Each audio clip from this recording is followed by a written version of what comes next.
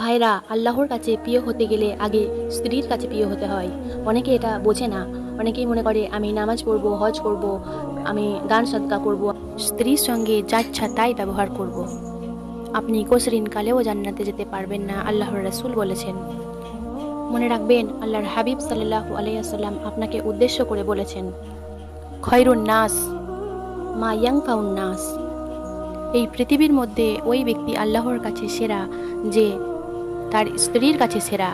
কিয়ামতের দিনে আল্লাহ রাব্বুল আলামিন স্ত্রীর কাছ থেকে সার্টিফিকেট নেবেন আপনার চরিত্রর, আপনার ব্যবহারের। তারপরেই আপনি জান্নাতে যেতে পারবেন। শুধুমাত্র আল্লাহর হুকুম মেনে চললেই আপনি জান্নাত পাবেন না।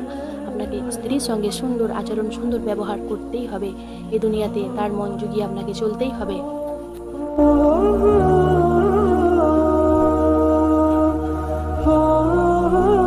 হে নারী, তোমার জীবনের শেষ মেকআপটা হবে সুরমা আর আতর দিয়ে। তাই রূপচর্চা ছেড়ে দিন। রূপচর্চা ছেড়ে আমল চর্চা করুন। তোমাকে জান্নাত খোঁজার দরকার নেই, জান্নাতি তোমাকে খুঁজে নেবে। সুবহানাল্লাহ।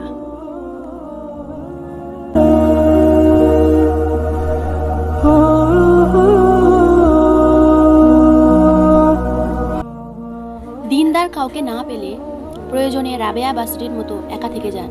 তবুও বেঈমান বেদিনকে বিয়ে করে নিজের ঈমানটুকু হারাবেন না।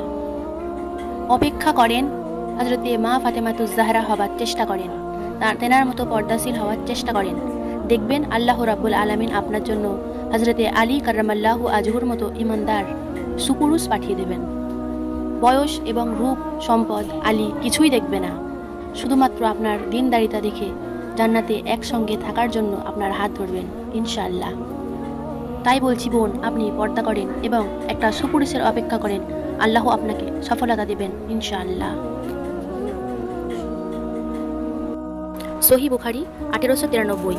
আবু সালেমা ইবনে আব্দুর রহমান রাদিয়াল্লাহু তাআলা আনহু বর্ণনা করেছেন, আমি আবু সাঈদ খুদরি রাদিয়াল্লাহু তাআলা আনহুকে জিজ্ঞাসা করলাম, আপনি কি রাসূল সাল্লাল্লাহু আলাইহি ওয়াসাল্লামকে কদরের রাত সম্পর্কে কিছু উল্লেখ করতে শুনেছেন?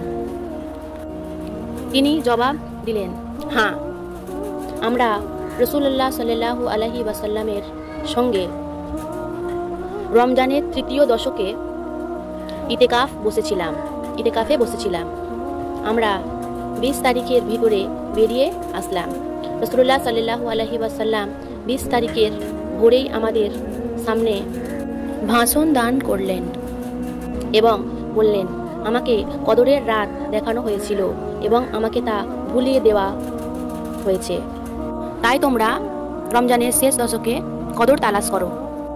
কেননা আমি স্বপ্নে দেখেছি আমি পানি ও কাদায় সিজদা করছি। অতএব যারা রাসূলুল্লাহ সাল্লাল্লাহু আলাইহি ওয়াসাল্লামের সঙ্গে ইতিকাফরত ছিল তাদের ফিরে আসা উচিত। সুতরাং লোকজন মসজিদে ফিরে গেল। আমরা আসমানের একখণ্ড মেঘও দেখলাম না, কিন্তু হঠাৎ মেঘ আসলো, বৃষ্টি হলো এবং নামাজ পড়া হলো। রাসূলুল্লাহ সাল্লাল্লাহু আলাইহি ওয়াসাল্লাম কাদা ও পানিতে সিজদা করলেন। এমনকি আমি তার কপাল ও নাকে কাদা দেখেছিলাম। প্লিজ স্কিপ করবেন না, একটা ইম্পর্টেন্ট কথা শুনে যান। আপনার জন্য যদি কোনো মানুষ কষ্ট পায়, অশান্তিতে থাকে, তাহলে আপনি জালিমের অন্তর্ভুক্ত। এ সমাজে স্বামী স্ত্রীকে সহ্য করতে পারে না, স্ত্রী স্বামীকে সহ্য করতে পারে না। তাই বিয়ের সম্পর্ক মানুষের টিকছে না, বিয়ের সম্পর্ক ডিভোর্স হয়ে মানুষ পরকীয়াতে লিপ্ত হচ্ছে। ফিজিক্যালি আপনি কাউকে হার্ট করছেন না, কিন্তু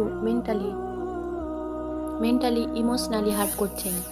তার হয়তো কোনো মানুষ এর কারণে ভিতর থেকে ভেঙে চুরে ক্ষতবিক্ষত হয়ে গেল।